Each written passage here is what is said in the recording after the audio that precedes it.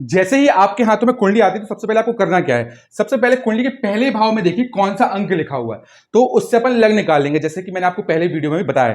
तो यहां पर हम मीन लग्न की बात कर रहे हैं क्योंकि इसमें हम स्टेप बाय स्टेप चलेंगे। तो कुंडली के पहले भाव में 12 अंक लिखा है, तो 12वीं राशि हो गई मीन और स्वामी हो गए गुरु। तो अपन को लग्न पता चल गई कि लग्न मीन है और उसके स्वामी गुरु हैं। अब अपन सारे पोजीशंस पे बात करेंगे कि कुंडली के जो 12 भाव होते हैं उसमें लग्न को कैसे टैली करना है। इस पे मैं स्टेप बाय स्टेप पूरे वीडियोस बना दूंगा। आज अपन लग्न पे बात करेंगे, फिर मैं सेकंड हाउस पे, थर्ड हाउस पे, एक एक की पोजीशन पर डिटेल में डिस्कशन करूंगा।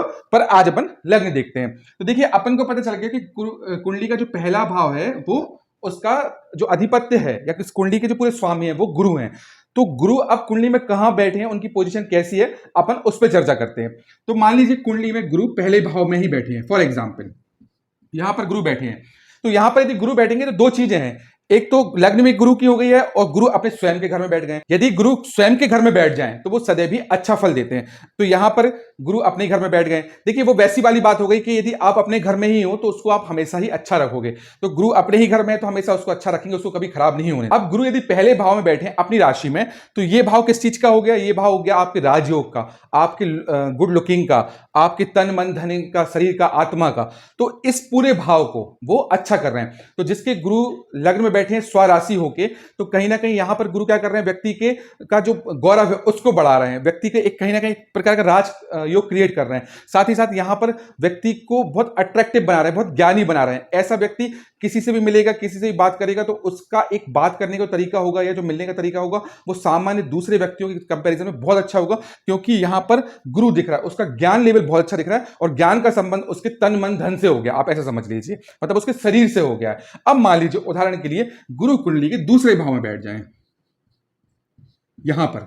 यहां पर गुरु बैठ गए, इसको मिटा देता हूं। यहां पर गुरु बैठ गए हैं, तो गुरु पहली चीज तो एक नंबर पर बैठे हैं। तो एक नंबर कौन सी राशि है, मेष राशि है, इसके स्वामी मंगल है। और मंगल का गुरु से संबंध कैसा है, मित्रता का है। यहां पर मित्रों गुरु के मित्र हैं मंगल, तो गुरु अपने मित्र घर में बैठ गए हैं, पहली चीज। अब अपन को देखना है कि दूसरा भाव किस चीज का होता है, तो दूसरा भाव होता है धन का।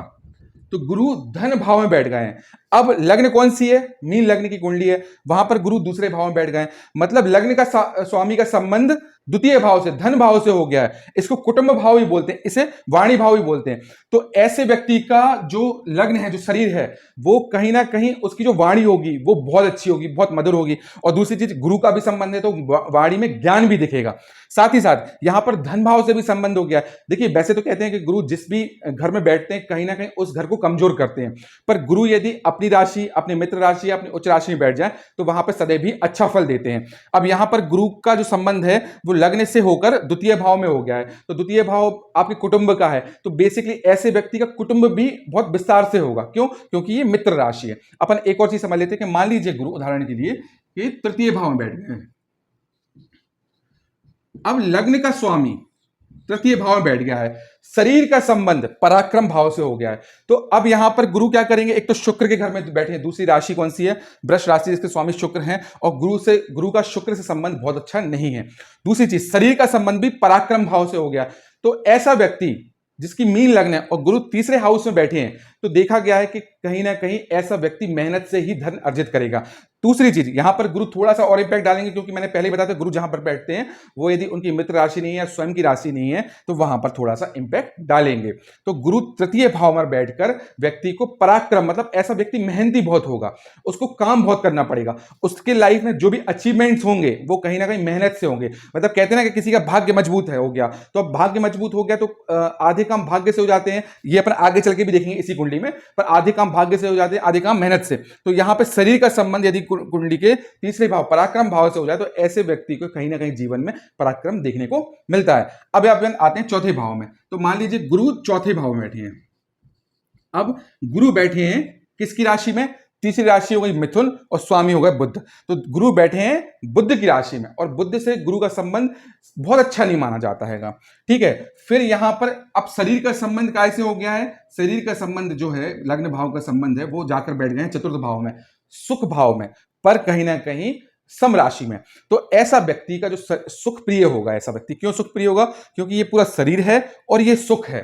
तो शरीर का संबंध सुख से हो गया, तो ऐसे व्यक्ति के जीवन में सुखता देखने को मिलेगी। मतलब वो कहीं ना ऐसे काम करने की कोशिश करेगा जहां पर उसको हो सकता है कि काम घर से कोशिश करेगा, घर से काम हो जाए, या ऑफिस ना जाना पड़े, मीटिंग में ना जाना पड़े, तो कुल मिला के बहुत आराम प्रिय होगा। दूसरी चीज, ऐसे व्यक्ति को अपने अच्छे घर और अच्छी लग्जरी गाड़ी की भी बहुत वो रहेगी कि मेरे पास अच्छा घर हो, अच्छी गाड़ी हो, घर बहुत सिस्टमैटिक हो, सब चीजें व्यवस्थित हो, कहीं पर कोई चीज फैली नहीं हो। क्यों? क्योंकि एक तो गुरु व्यवस्थात्मक के कारण भी है, शरीर का संबंध भी हो गया और चतुर्थ भाव में बैठ गए हैं।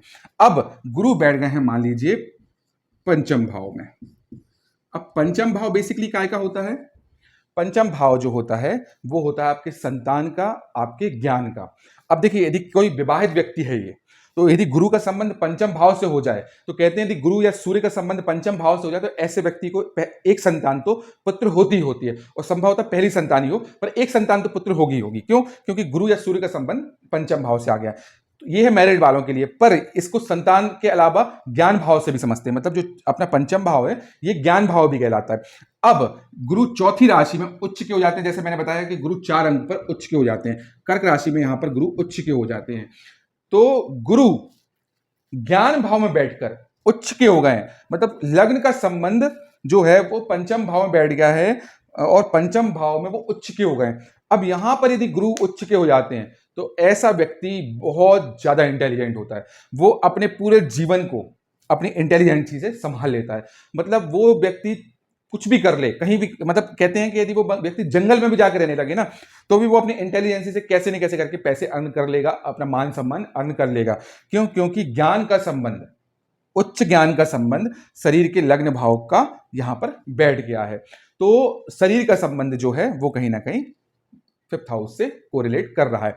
ऐसे सब भाव के अलग अलग संबंध रहते हैं और डिपेंड करता है कि कौन से भाव में, कौन सी लग्न में कौन सा ग्रह बैठा है। अभी मैं एक जनरली गुरु की बात कर रहा हूं क्योंकि मीन लग्न की कुंडली ली है, हो सकता है यहां पर शुक्र का प्रभाव अलग रहे, उस पर मैं विस्तृत वीडियो और भी बना दूंगा। बट यहां पर आपको थोड़ा सा क्लैरिटी हो जाए कि अपन को कुंडली में भावों को कैसे समझना है।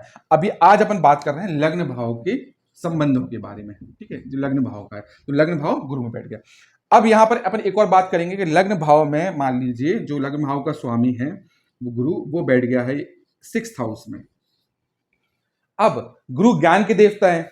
6th हाउस जो है वो बेसिकली मुकदमेबाजी, रोग का है, और 5वीं जो राशि है वो सह राशि है। मतलब अब आप इसको समझ लीजिए, शरीर का संबंध, लग्न का संबंध कुंडली के 6वें भाव से, रोग भाव से, शत्रु भाव से, मुकदमेबाजी भाव से हो गया है, पर मित्र राशि में।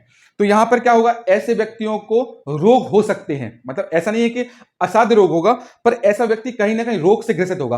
और गुरु बेसिकली 2 चीजों को रिप्रेजेंट करते हैं। एक तो मोटापा को, जिन भी व्यक्ति का गुरु अच्छा नहीं होगा, आप देख लेना यदि कोई व्यक्ति बहुत मोटा है या ओबेसिटी की उसको प्रॉब्लम है, तो संभावना है कि उसका गुरु अच्छा नहीं हो। और दूसरा होता है माइंड स्विच जो होता है, उसको भी गुरु से ही देखा जाता है, क्योंकि ज्ञान है। अब ज्ञान कभी इस तरफ आ गया, कभी इस तरफ आ गया, तो लग्न का संबंध, शरीर का संबंध रोग भाव से हो गया। भले यहां पर मित्र राशि बैठी हुई है, पर कहीं ना कहीं रोग भाव से यहां पे इसका संबंध दिख रहा है। अब अपन बात करेंगे कि गुरु का संबंध मान लीजिए 7th हाउस से हो जाए, तो लग्न भाव का, शरीर का संबंध आपके पत्नी भाव से, आपके धर्म भाव से, आपके रिलेशन हाउस से हो गया है। तो ऐसा व्यक्ति अपने पत्नी के प्रति या पति के प्रति, जो भी है पार्टनर के प्रति, बहुत ज्यादा समर्पित होगा, कोई भी हो। हालांकि यहां पर गुरु शादी में खटास भी पैदा करते हैं, क्योंकि मैंने बताया था गुरु जहां बैठते हैं वहां पे इंपैक्ट डालते हैं। और ये बुध का घर है, यहां पर गुरु बैठ गए। बुध का घर कैसे? 6वीं राशि कन्या राशि, जिसके स्वामी बुध हैं, तो ये बुध के घर में गुरु बैठ गए हैं। और गुरु 7th हाउस में कहीं ना कहीं अच्छा फल नहीं देते हैं।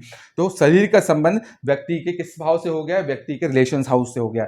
तो ऐसे व्यक्ति की संभावना है कि कम से कम 2 रिलेशंस, मतलब एक जो मैरिज लाइफ हो वो, उसके पहले एक रिलेशंस और इंपैक्ट दिखाता है। और दूसरी चीज, एक और चीज है कि शादी के बाद भी थोड़ा सा दिक्कत पैदा करता है। तो जब भी किसी की व्यक्ति के 7th हाउस में, रिलेशन हाउस में गुरु बैठते हैं, तो हम लोग रिकमेंड करते हैं कि इनका कुंभ विवाह करते हैं। कुंभ विवाह क्या होता है कि डिपेंड करता है कि यदि मान लीजिए पति की कोई रोग की स्थिति दिख रही है, तो हम उसका विवाह मटके से करवा देंगे। महिला की बात करें तो महिला का विवाह, या फिर किसी का विवाह पेड़ से, आपने सुना होगा अभी रिसेंटली क्या होता है, ऐश्वर्या राय बच्चन का विवाह हुआ था शायद से पेड़ से किसी से।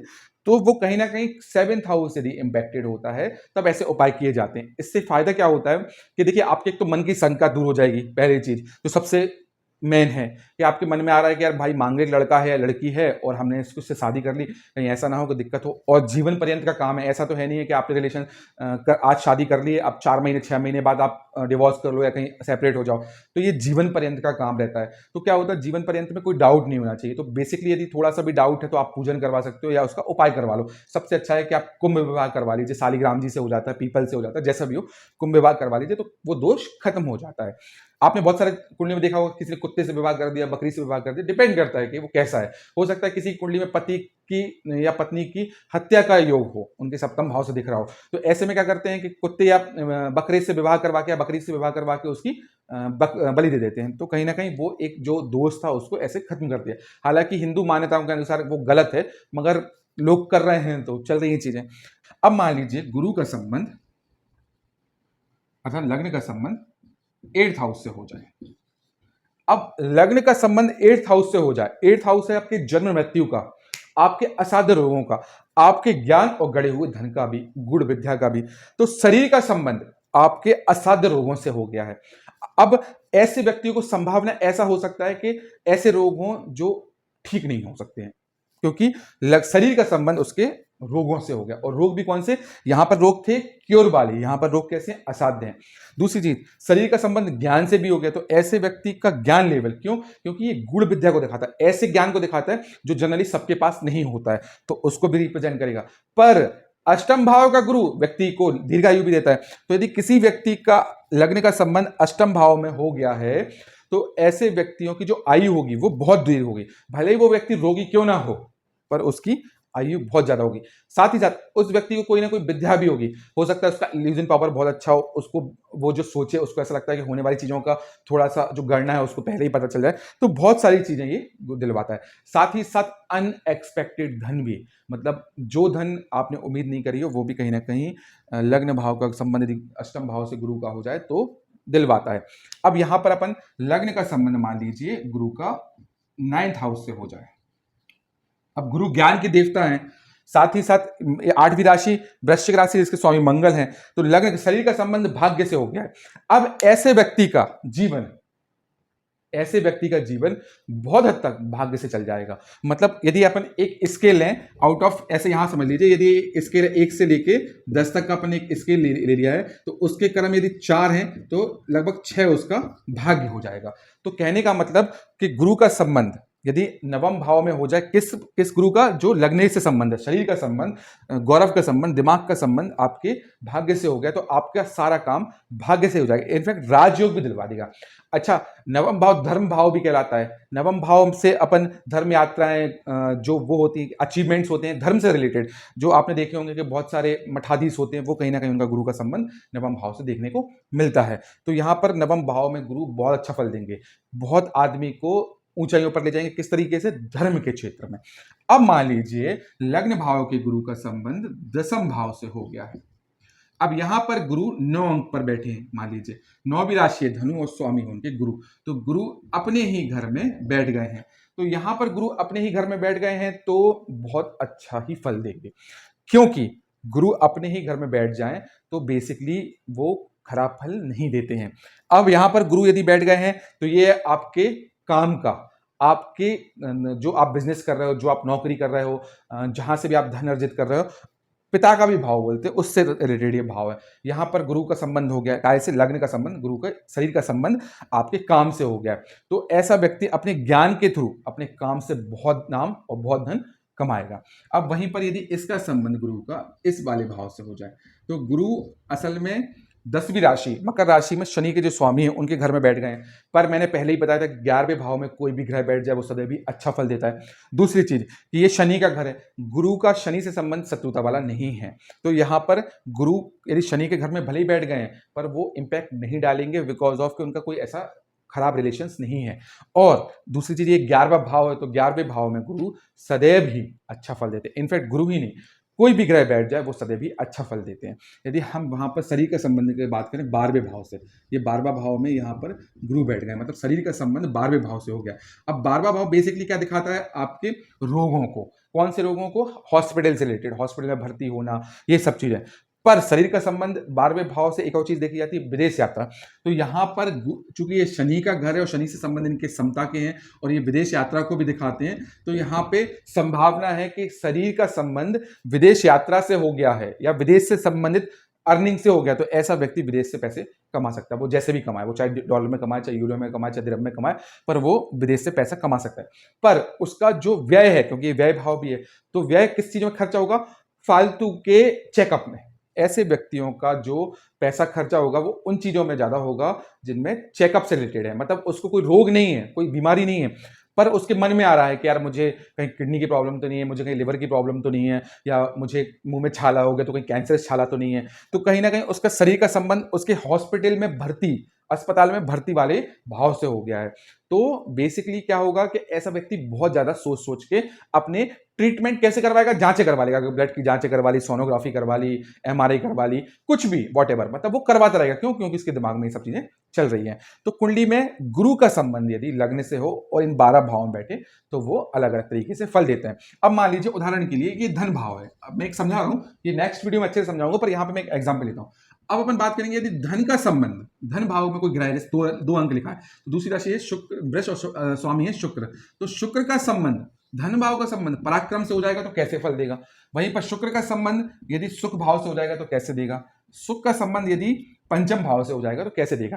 देखिए हर कुंडली में अलग और भी ग्रहों पर डिपेंडेंसी होती है, दृष्टियों पर भी डिपेंडेंसी होती है, पर आज हमने बात करी लग्न के संबंध सभी 12 भावों में, मतलब शरीर का पूरा शरीर यदि धन भाव में बैठ जाएगा तो कैसे फल देगा, पूरा शरीर यदि सुख भाव में बैठ जाएगा तो कैसे फल देगा, पूरा शरीर यदि रोग भाव में बैठ जाएगा तो व्यक्ति को कैसा फल मिलेगा।